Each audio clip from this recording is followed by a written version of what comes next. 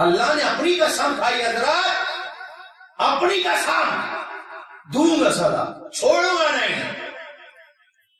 یہاں تک علماء فرماتے ہیں کہ اگر ماں باپ کو ستایا دنیا سے چلے گئے، اب یہ توبہ کرنا چاہ رہا ہے، اس کی توبہ بھی قبول نہیں ہوگی جب تک کہ یہ ان سے معافی نہ مانگے جو ماں باپ کو دنیا میں ستائے۔ سچ سچ بتائیے، جتنے جوان بیٹھے ہیں اس عمر میں ہمیں اپنے ماں باپ اچھے لگتے ہیں؟ بیوی 10 سنائے گی چپ رہے گا، ماں 1 سنائے 10 سناتے ہو۔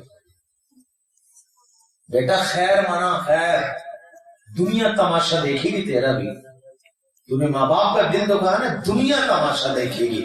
شیخ سعدی تو فرماتے کہ ماں باپ کے نافرمان کی قبر پر تو کتے بھی پیشاب نہیں کرتے۔ سمجھ رہے میری بات؟ منا اپنی خیر، بڑا ساتھ آتا ہے نا، بڑی آنکھیں نکالتا ہے، بڑا چھیڑ کرتا ہے، ماں ڈر جاتی ہے تجھ سے۔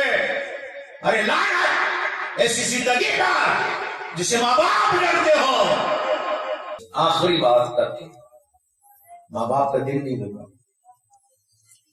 اگر دکھایا ہے جتنے بھی بڑے ہو گئے، ہاں ماں باپ کے لیے وہی چھوٹا سا بچہ ہی ہوتا ہے، یہ میرا بچہ ہے، بیٹا ہے، ان کی عزت احترام کرنا یہ واجب ہے، فرض ہے۔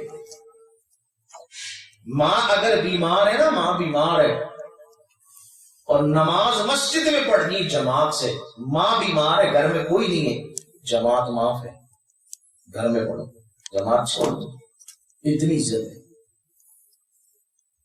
جی۔ جماعت سے نماز پڑھنا واجب ہے نا، لیکن اللہ رسول نے جماعت معاف کر دی، ان کی خدمت کر، یہاں بیٹھ پہلے گھر پہ پڑھ نماز، جا نماز گھر پہ بچھا، یہاں پڑھ، مگر ان کو چھوڑ کے نہ جا، یہ تو شریعت کا حکم ہے۔